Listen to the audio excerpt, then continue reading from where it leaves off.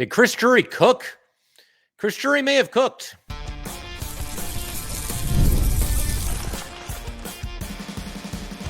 You're Locked on the New York Rangers, your daily podcast on the New York Rangers. Part of the Locked On Podcast Network, your team every day. Welcome back, Blue Shirts fans, to episode number 1346 of the Locked On New York Rangers podcast. I'm your host, John Chick. Just want to thank you guys, as always, for making Locked On New York Rangers your first listen every day. We are free and available on all platforms, including YouTube. And today's episode of Locked On New York Rangers is brought to you by FanDuel. Right now, new FanDuel customers can get $150 in bonus bets if your first $5 bet wins. And we are, of course, part of the Locked On Podcast Network, your team every day. So as the dust settles on that initial wave of free agency, it's always very much a sprint. You know, as soon as free agency begins, this guy's signing with this team, that guy's signing with that team. And even in a season where, you know, maybe it wasn't the most exciting free agent class that we've ever seen, there was still a flurry of action. And obviously the Rangers did multiple noteworthy things on that day. And I re-propose the question that I just mentioned in the intro there. Did Chris Drury cook? Did Chris Drury have a great day? The short answer is yes. I think he had an excellent day. I think this is probably his best day as Ranger general manager in a very long time. We're talking at least a year. Now, granted, in some ways, that's something of a low bar because I do think that his tenure as general manager has certainly had its ups and downs, but over the last year or so, it feels like there have been more downs than ups. And, you know, the proof is in the pudding when you just watch the Rangers play hockey this past season. Everybody involved with Ranger hockey bears some responsibility in the collapse of this team. And I think Drury is certainly no exception there. But I think some quick recapping is in order here. To begin with, there were, you know, a couple of small moves that the Rangers made, a couple of like minor free agent signings and literally guys that are going to end up in the minors more likely than not. But there were three big things that the Rangers did on the first day of free agency. And that was to sign Vlad Gavrikov to a 7-year deal at $7 million per season. That was to re-sign Cuylle at $3.9 million per season over 2 years. And of course, the K'Andre Miller sign and trade. He is sent to the Canes for a first-round pick, a second-round pick, and prospect Scott Morrow, who I believe has played a total of 16 games in the NHL so far in his career. Now we'll start with Gavrikov here and just kind of assess this, you know, one more time because, you know, we've been talking on and off about Gavrikov right back to when it was rumored that the Rangers were interested. But, you know, I've come around a little bit on this move. One of the biggest things that was kind of holding me back and one of my biggest reservations about Gavrikov was that it's money that you're going to have to spend on this guy and you're not going to have anything left for next offseason. I still do have some concerns about that because, you know, I wouldn't want the Rangers to miss out on one of these monster UFAs next offseason, you know, because they're paying too much money to Gavrikov or too much money to this guy or that guy. But when you look at the Rangers salary cap situation, Artemi Panarin is coming off the books. Carson Soucy is coming off the books. I mean, that's like $15 million right there that you can play with, not to mention anything else that the Rangers might do, not to mention the fact that additionally, the salary cap is you know, set to have a pretty significant rise next offseason. It's been jumping pretty steadily. We've actually got some salary cap projections that I'm going to go over a little bit later in today's episode. But bottom line, look, Gavrikov is a good player. He's a good defenseman, very consistent defenseman, very steady, does a lot of little things right. And it's hard to get too angry or upset about the Rangers, our favorite team, or most people listening's favorite team, signing one of the best players available in free agency this year and doing it at a cost that I think was reasonable. You know, we saw Provorov get $8.5 million per season. I'm thinking like, oh my God, they're going to give like 9.5 to Gavrikov. They didn't do that. 7 years, $7 million. It does, of course, come with the full no move clause for the first 5 years of Gavrikov's contract. But, you know, part of the reason the Rangers included that was likely to keep the average annual value as manageable as possible. And so they got their guy. They improved in an area where they needed to improve. I think overall it's a good move. I still have some concerns and some reservations, but I'm feeling better about it than I was as recently as I would say 48 hours ago, or depending on when you're listening to this, it could be longer than that. Really a couple of days before free agency. We'll go with that. Also, the Cuylle re-signing. Again, this was kind of a difficult situation. This is a tough market to navigate, and that's another reason why I'm going to give credit to Drury for everything that happened yesterday. Cuylle, again, re-signs for 2 years at $3.9 million. It's not a small amount for an RFA who does not have arbitration rights, but the Rangers had to get something done here. There was that looming threat of an offer sheet, and who's to say what would have happened if the Rangers let this drag out all that much longer? Bottom line, they didn't, and Will Cuylle is under contract, one of the most promising young players on the Ranger roster, and somebody that, to me, should be a mainstay of Ranger hockey going forward. So very, very happy about the Cuylle re-signing as well. And then the other big one, and honestly, this was probably his best work of the day, because Gavrikov wanted to come to the Rangers, right? So Drury and company, they kind of had that working in their favor. So that's obviously a good thing. Cuylle, I mean, they most likely were going to be able to figure out a way to hang on to him. But this, I mean, everybody in the NHL knew that the Rangers, I don't want to say they were desperate to unload K'Andre Miller, but it is something that they very, very clearly wanted to do. I don't think that was any secret. And I've been saying on here that I think the Rangers can get a first rounder for K'Andre Miller. Some people disagreed, and instead they blew all of our minds, or most of our minds, with the return that they got here. They get a first rounder, a second rounder, and a prospect in Scott Morrow. It's funny, I was actually talking to my parents on the phone the other night and just kind of discussing with them, all the Ranger moves, because they're big Ranger fans. I'm born into this. They're two of the biggest Ranger fans that you'll ever meet in your life. But they both made a really good point about K'Andre Miller, and it's something that I had not considered. To begin with, to kind of set the stage for what they said, a lot of Ranger fans are concerned about this because he went to a division rival, and oh my God, dude, like K'Andre Miller is going to haunt the Rangers for years to come. He's going to be this superstar defenseman. Okay, if that happens, if K'Andre Miller really does become a star, one of those top tier, top echelon defensemen in the league, well, that's what the Canes are paying him to do, $7.5 million per season for a million years, 8 years to be exact, but you get the idea. But the question that both my parents mentioned when talking about K'Andre Miller is, okay, how long are we supposed to wait for this? How long are we supposed to wait for K'Andre Miller to get to be this elite defenseman and a dude that is worthy of being paid $7.5 million per season? Rising salary cap or not, when is this guy going to go out there and look like a $7.5 million per season defenseman? I thought his career got off to a really promising start with the Rangers. I've said that multiple times on here. And then everything just kind of fell apart. And imagine if the Rangers, like I threw out this idea on the podcast couple episodes back, before we knew what was going to happen with Miller. I proposed an idea of re-signing K'Andre Miller, but for just 1 year. Kind of see him as a little bit of a stopgap option. And, you can go in a different direction at the end of next season. You can trade him at the end of next season if you don't like what you're seeing. And most of you guys hated that idea. I looked on the YouTube comments. Everybody, not everybody, but almost everybody was completely against this proposal. I didn't even love it myself. It was just something that I threw out there and thought could be somewhat reasonable. But that gives you an idea of how K'Andre Miller played this season and how done most Ranger fans were and are with him. Where even the thought of this guy coming back for a single more season was like too much more than a lot of you guys could possibly, even take. And he wasn't very good last season. The Canes are paying him on upside. They're paying him on theoretical upside. K'Andre Miller's been in the NHL for 5 years, and he has played some good hockey, and he has had some good seasons, but it's going in the wrong direction, at least recently. And so, for all those reasons, I really like this move from Drury. I mean, they had to move in a different direction. It certainly seemed that way, and they've done that. And I'm very happy for everything that they did yesterday. The Miller trade especially, but obviously love the Cuylle re-signing. Coming around a little bit on the Gavrikov signing as well. We'll see how he plays, and then we can all make an instant judgment on Gavrikov based on his first 2 shifts of the preseason game, because that's what we like to do as Ranger fans. But in just a second, got to keep everything rolling. I want to get to a couple of comments that Chris Drury made when he met with the media. Some interesting quotes there. He talked about, obviously, everything that I just mentioned, Gavrikov, Cuylle, K'Andre Miller. Didn't really say much about the future of Artemi Panarin. That's what I really want to lock into, when we come back here in just a second. But he talked about Chris Kreider as well. A lot of other things. We'll get to all that good stuff in just a second. But we're going to start with Artemi Panarin and whether or not he could end up being a Ranger beyond this upcoming season. We will get right to that.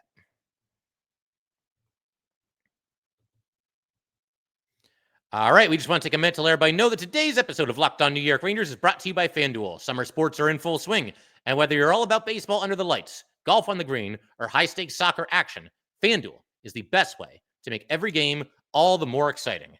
You're already following the action, so why not make it a little bit more thrilling? With FanDuel, you can get in on the game while your friends are getting sunburned at the beach. It's the best that you can possibly imagine because whether you're playing a same game parlay or watching a bet ride into the ninth inning, FanDuel will make you feel like you are part of the action. It's easy to use, fast to pay out, and makes even regular season games feel like must-watch events. New to FanDuel, new customers can bet just $5 and get $150 in bonus bets. If you're first, bet wins. Open the FanDuel app today or visit FanDuel.com to get started.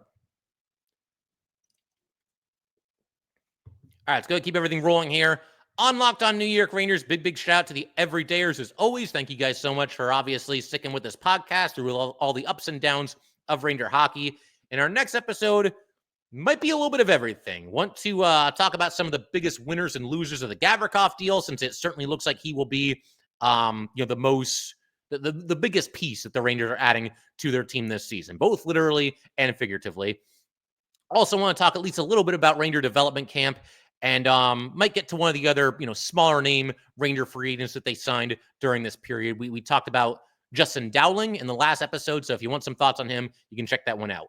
But for right now, let's put the focus on Artemi Panarin and some of the comments, or I was going to say some of the comments that Chris Drury made. It's more like some of the comments that he did not make. But as far as Artemi Panarin, kind of just take an inventory here and seeing where everything stands.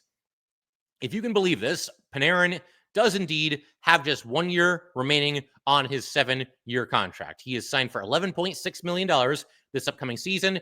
And obviously, he still has that full no-move clause, which was there when the contract was signed and lasts through the entirety of the contract. But Drury was asked about Panarin, what the future might hold, and basically if there were any discussions with Panarin and his camp about a potential contract extension. Now, for full reference here, Panarin right now is 33 years old. He will be 34 years old when his contract expires. So starting to get up there a little bit, but obviously not ancient. And we got this quote, or rather this tweet from Vince Mercogliano on Twitter. He said, Drury wouldn't comment on whether he's had any discussions about extending Artemi Panarin now that he's entering the final year of his contract.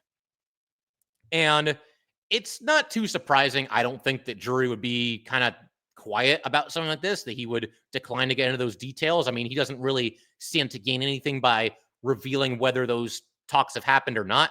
My guess is that they have not yet approached Artemi Panarin. I don't know that for sure. That's just kind of the way I feel. I think the Rangers are going to let things play out. But I'm getting a little bit ahead of myself here. The Rangers basically have 3 options as it pertains to Artemi Panarin, at least the way that I see it. For starters, a couple of you guys have thrown out this idea. You can trade Artemi Panarin this offseason. I do not want the Rangers to do this. First of all, full no-move clause. For anybody that needs that reminder, yes, he does have the full no-move clause, so he can nix any trade. He's under no obligation to waive it.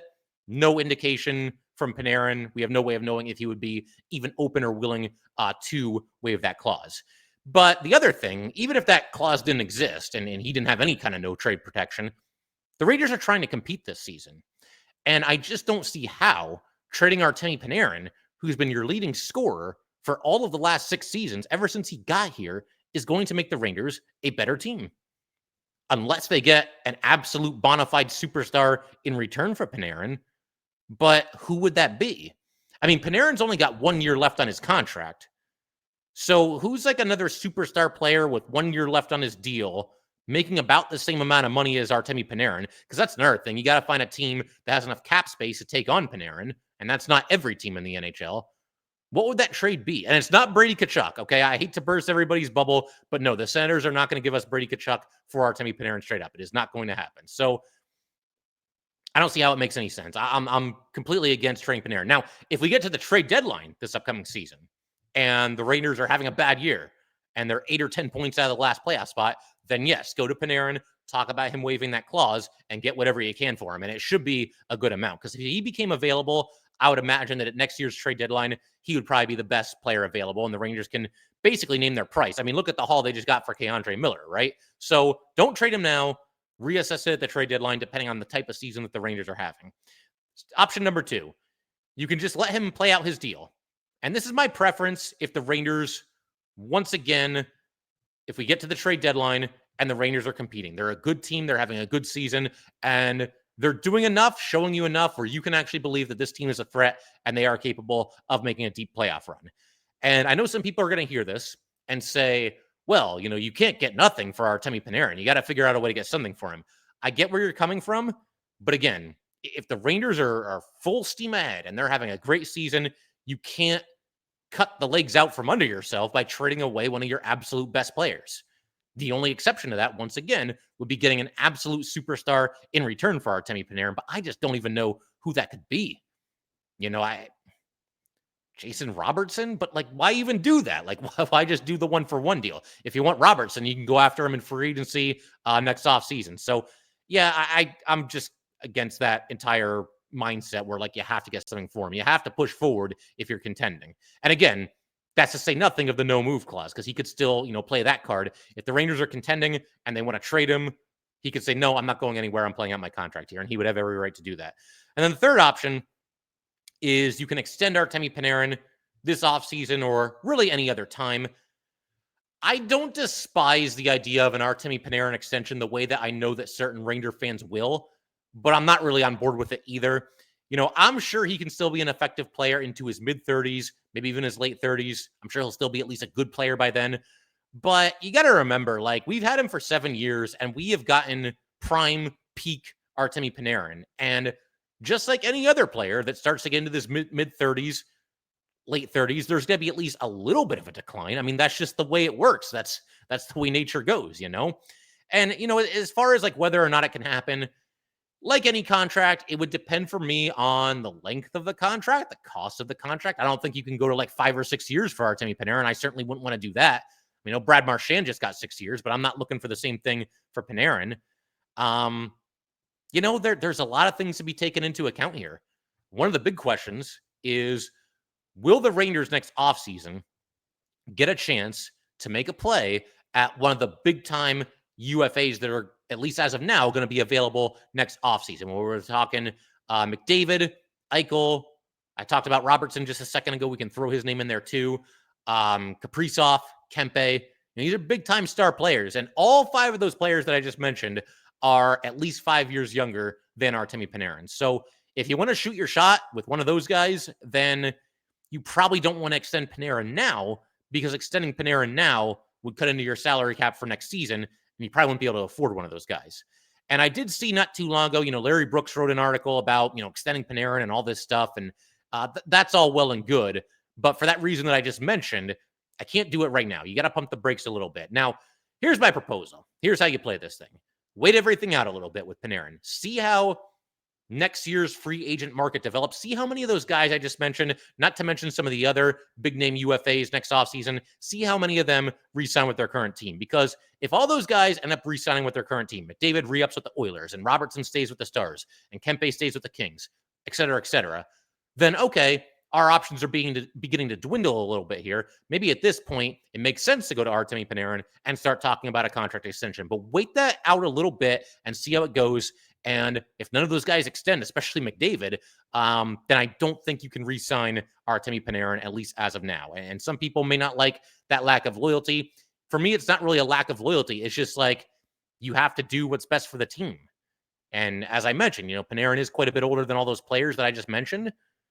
And you've got a chance to maybe make a run at one of them next offseason. And it'd be good business to do so, I would say. So what would a new Panarin deal look like if he were to sign one, though? I mean, Brooks threw this idea out. He said 3 years, around 10 to 12 million. Now hold on, because I know some people are going to hear that and freak out right away. So 3 years, I think, is somewhat reasonable. You'd be getting him, you'd have him until he's 37. He'd be 37 when the contract ends. He'd be 35, 36, 37. It's not terrible. And I still think Panarin can be a good player, right up until the end of his career. So there's that, but then there's also the price to consider. 10 to 12 million, that sounds pretty steep at first, second, and third glance.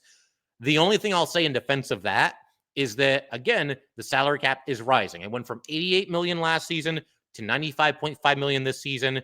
It is projected the season after next year to go to 104 million and then the season after that to go to $113.5 million. So all of a sudden, those numbers don't sound quite as steep when you know that that's going to be the case. It's not completely unreasonable, but I'm not looking to do it now. I'm looking to let everything play out a little bit, and maybe during the season, it's something that can be re-explored. The other question that needs to be answered is, would Panarin even want to stay? I would think he probably would. You know, he obviously chose to came here, and he took less from the Rangers than he could have gotten from the Islanders. He's been here a long time, obviously a ton of success. Might feel like there's some unfinished business here with the Rangers. Only he can say for sure, but you know, we'll just let everything play out and see how it goes. And it's an idea that I think should be tabled. Don't do it now. Keep it in your back pocket if that's the way that things play out and that's the way the cards fall. And if it makes sense to do that at some point, you know, as the GM of the Rangers, if you're Chris Drury. But in just a second, we're going to keep everything rolling. We're going to get to a couple of comments that Chris Drury made about a couple of different goings on with the Rangers and a couple of different players, including K'Andre Miller, Vladislav Gavrikov, and Chris Kreider. We'll get to all of that in just a second.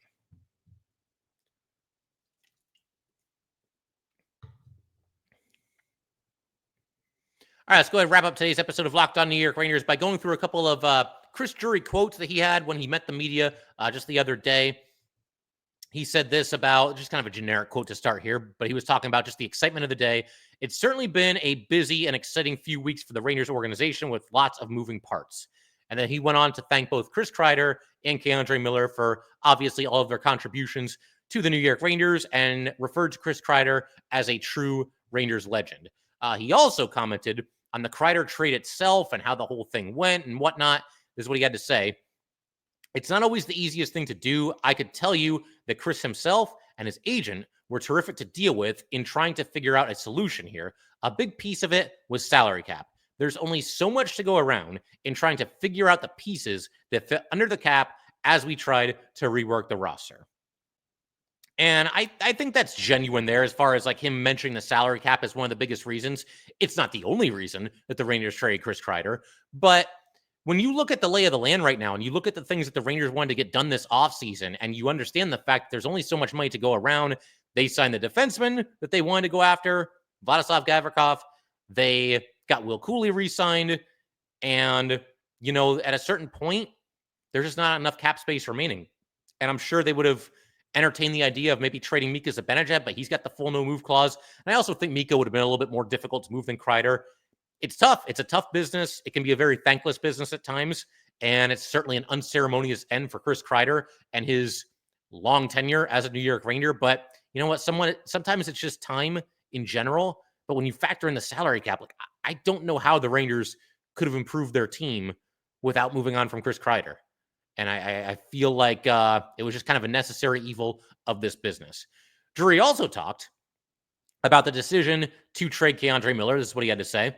With a young player that's a year or a couple years away from free agency, it's not always the easiest thing to come to an agreement on a long-term contract. We just felt at this time it was best to allow him to explore a different opportunity. And yeah, they're kind of in no man's land with Miller, or I guess they were. They're not there anymore because he's no longer on the New York Rangers. But you do get to that crossroads and that point where it's like, okay, you know, is this dude like, is he a pillar of New York Ranger hockey going forward? Like we all, or at least some of us thought that he would be early in his career? Or is this somebody that you've just got to cut bait with and you got to take what you can get in a trade? And I think what probably made this quite a bit easier for Drury and Ranger fans in general is that they got an absolute haul from their division rival in exchange for K'Andre Miller. So I think what he says makes sense there. He also was asked about targeting Gavrikov because this was not exactly a well-kept secret. Everybody in the NHL, all of us knew that the Rangers were very high on Gavrikov, maybe Provorov to a lesser extent, but Gavrikov always seemed like he was their guy. He was the best lefty defenseman, maybe just the best defenseman available in free agency. And this is what Drury had to say about that pickup. And this is probably his most eye-opening quote that he gave on the day. This is what he said. It starts in our D-zone.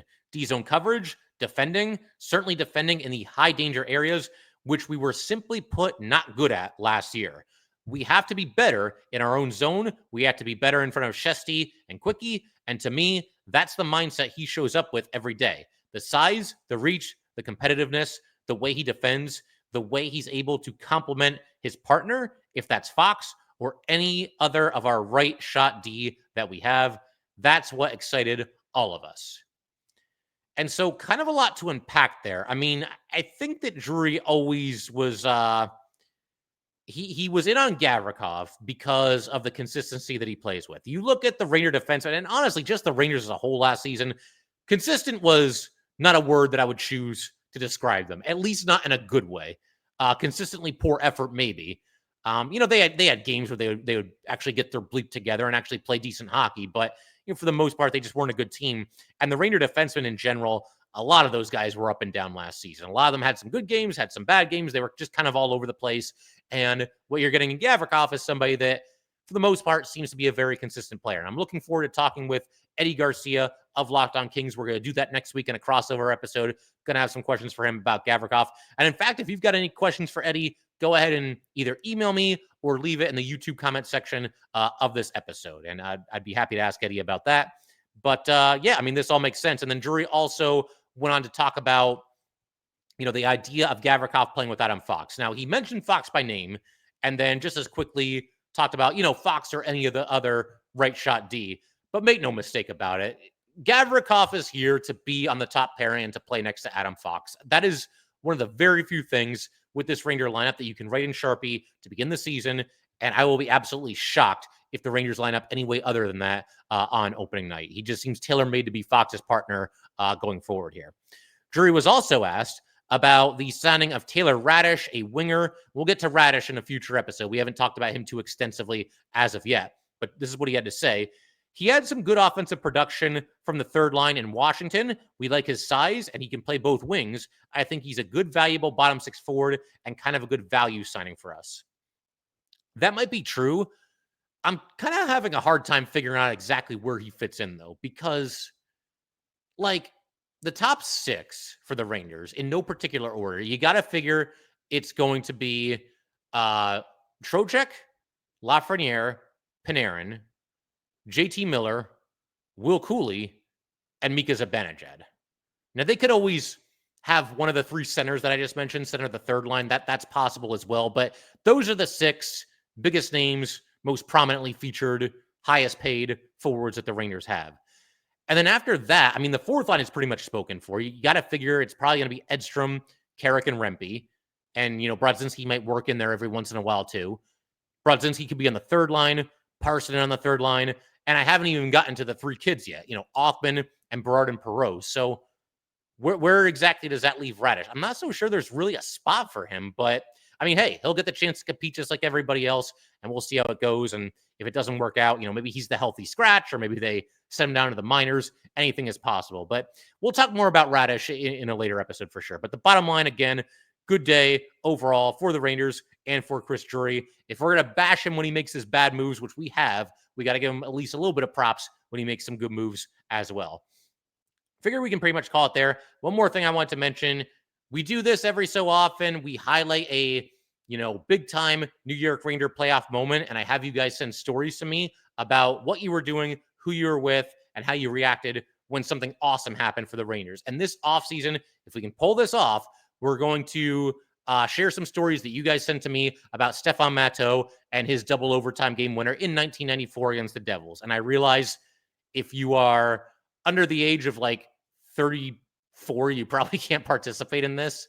It happened 31 years ago, and you have to be at least a couple years old to remember it. But bottom line, I think it could be fun. We've done things like this in the past, and it's always a good time. So send those stories to me, and I'll be happy to share them on an off-season episode of Locked On New York Rangers.